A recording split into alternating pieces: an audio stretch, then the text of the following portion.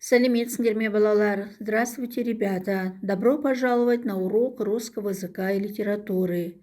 Сегодня мы продолжаем изучать раздел «Язык и общение». Урок номер 63. Тема сегодняшнего урока «Габдулла Тукай. Родной язык». Сегодня на уроке вы познакомитесь с творчеством Тукая, обсудите тему, идею и содержание стихотворения «Родной язык». Заполните таблицу «Синтез», примите участие в подготовке проекта «Страницы жизни Габдуллы Тукая». Габдулла Тукай – татарский народный поэт, литературный критик, публицист и переводчик. Он умер в возрасте 27 лет, оставив после себя более 400 стихов, 9 поэм, 350 рассказов, очерков и воспоминаний. Детство будущего поэта нельзя назвать счастливым. Отец, простой мулла, умер, когда мальчику не было 5 месяцев. Габдулле не было 4 лет, когда умерла мать, и он остался круглым сиротой. Его отправили в деревню к дедушке, у которого и без внука было 6 детей. Так началась его горькая жизнь. В многодетной и полуголодной семье Габдулла оказался лишним ртом, и дед посадил внука, ямщику, в сани и отправил в Казань.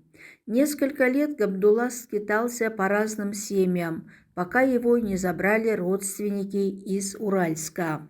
9-летним мальчиком он приехал в Уральск и прожил здесь 12 лет, почти половину своей короткой, но яркой жизни.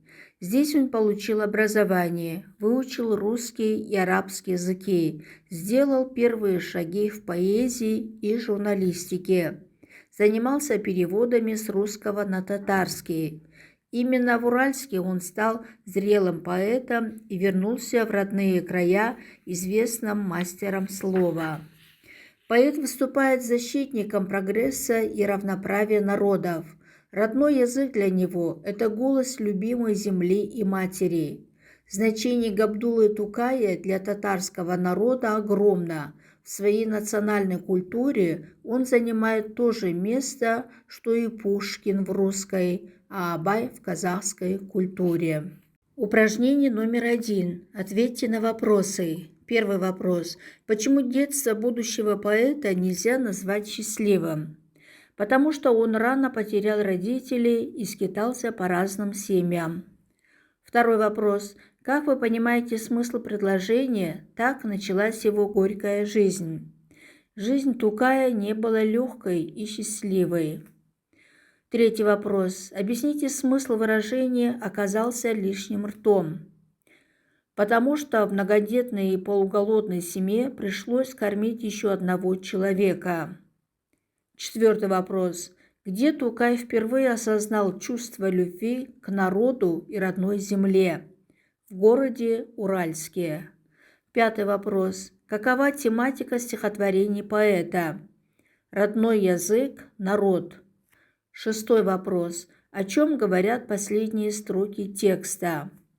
Родной язык помог поэту пережить жизненные трудности и не потерять веру в Бога. Упражнение номер 2. Послушайте стихотворение Габдуллы Тукая. О чем размышляет автор? Родной язык. О, как хорош родной язык, отца и матери язык. Я в мире множество вещей через тебя навек постиг. Сперва на этом языке, качая зыбку, пела мать, а после бабушка меня старалась сказкою унять. Родной язык, ты мне помог понять и радость с малых лет, и боль души, когда в глазах темнеет, меркнет ясный свет. Ты мне, родной язык, изречь молитву первую помог. Прости меня, отца и мать, великодушен будь мой Бог. Карточка-информатор. Постиг, понял. Зыбка, колыбель, люлька. Унять здесь успокоить. Изречь здесь прочитать. Великодушен Кең пейіл. Автор в этом стихотворении размышляет о значении родного языка в жизни человека, как он помогал в трудных моментах. Упражнение номер 3. Обсудите вопросы, разделив их на тонкие и толстые. Дайте ответы на вопросы. Первый вопрос. От какого лица ведется повествование? Приведите примеры из текста, подтверждающие ваш ответ. От первого лица. Пример. «Я в мире множество вещей, через тебя навек постиг». Второй вопрос. Какими чувствами делится с читателем лирический герой? Чувство любви и благодарности к родному языку. Третий вопрос. Можно ли сказать, что стихотворение представляет собой диалог авторского «я» с родным языком? Выскажите свое мнение. Это монолог.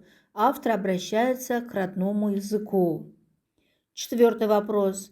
Какова основная идея стихотворения? Родной язык очень важен в жизни человека, и нужно любить, уважать и ценить свой родной язык. Упражнение номер 4. Заполните таблицу «Синтез». Выпишите из стихотворения ключевые слова, которые раскрывают его тему и идею. Объясните их значение и приведите примеры из текста. Ключевые слова. Первое. Родной язык. Толкование. Язык, на котором человек научился говорить, думать. Выписки из текста. Отца и матери язык. Пела мать. Бабушка меня старалась сказкою унять. Второе ключевое слово. Боль души. Толкование. Раны в душе. Горе. Выписки из текста. И боль души, когда в глазах темнеет, меркнет ясный свет.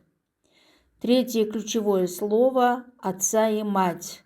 Толкование – просит прощения за родителей.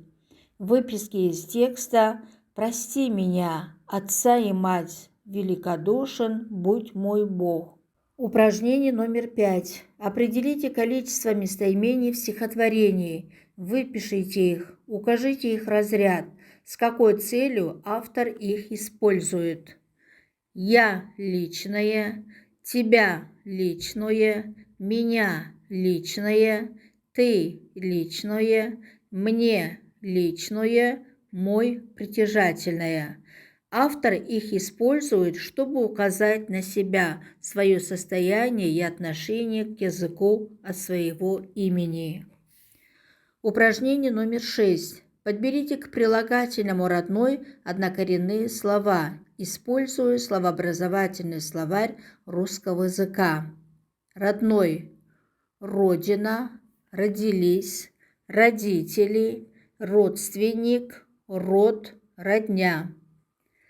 Упражнение номер 7. Ознакомьтесь с анализом стихотворения Габдуллы Тукая «Родной язык», который подготовила ученица. Поделитесь своим мнением, как бы вы его дополнили. Габдулла Тукай в своем стихотворении «Родной язык» избрал форму монолога, повествуя о том, как велик и могуч родной язык. Использование местоимения «я» придает стихотворению искренность, вызывает доверительное отношение. Автор постоянно обращается к родному языку, на что указывают сами обращения и местоимения «ты». Родной язык для поэта в этом стихотворении – одушевленное существо, поэтому он и обращается к нему. Язык стихотворения прост и понятен. Стихотворение очень эмоциональное. Почти в каждой строфе используется восклицательное предложение. Значение языка в этом стихотворении подчеркивается эпитетами. Важную роль играет прилагательное «родной». В данном лирическом произведении поэт говорит о значении в своей жизни языка, который стал ему навеки опорой, был с ним в счастье и в горе. В последних строках показана связь человека с Творцом, которая осуществляется посредством родного языка. Основная идея стихотворения – великая благодарность человека родному языку, данному ему судьбой. Упражнение номер 8. Постарайтесь представить содержание стихотворения «Родной язык» Тукая в виде иллюстрации. Дайте их словесное описание. Можно нарисовать красоты родного края. Упражнение номер 9. Составьте кластер на тему «Родной язык». Родина, мать, народ, родной край, семья. Спасибо вам за урок. До следующей встречи.